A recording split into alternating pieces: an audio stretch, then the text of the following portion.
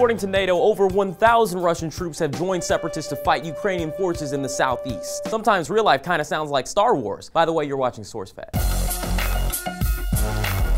So if you're like me, you're not a huge fan of war. I'd actually go as far as to say I'm not a fan of war at all. I find war to be one of my top 3 least favorite things. Number 3, probably terrorism. Number 2, war. And number 1, when you need to replace a new roll in your lint roller, it's just so frustrating trying to find that tear, that place where it used to be. But I digress. If you're unaware of what's going on in the Ukraine, you probably saw it on a news article and clicked away because violence makes you sad, because you're human. But basically, the Crimean Peninsula, often referred to as Crimea, is a major landmass in the northern coast of the Black Sea. It's located south of the Ukrainian mainland and west of the Russian region of Kuban.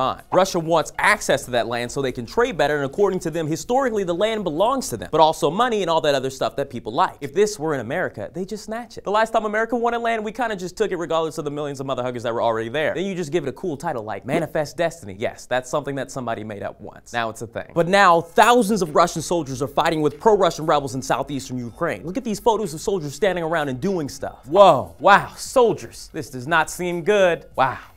Soldiers. The Ukraine is currently under the belief that Russia has sent troops to help the separatists invade the southeast. My question is, what else would they be doing? That's not one of my usual snarky remarks. I'm just not quite sure what troops do. Play Sudoku? That's one of my snarks right there. Ukrainian President Petro Poroshenko said an invasion of Russian forces has taken place. And everybody's like, we know, we have less land now. Though Moscow claims it hasn't sent armed forces to Ukraine, but a NATO military officer stated well over 1,000 troops are currently inside the country doing stuff. He didn't say doing stuff, but that's how I translated it in my brain. That's like per se if I was Russia. And this guy was Ukraine. And these mints are my soldiers. And then I did this.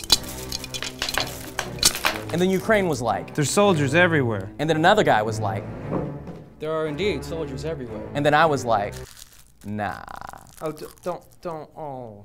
Too late. Don't put soldiers in your mouth. Personally, it's strange seeing war in real life instead of in movies because there is no defined good or evil. It's much more difficult when we can't plainly see what's true and what's #not. How do you feel about modern day war and conflict in real life? Let me know in the comments down below. I'm William Haynes.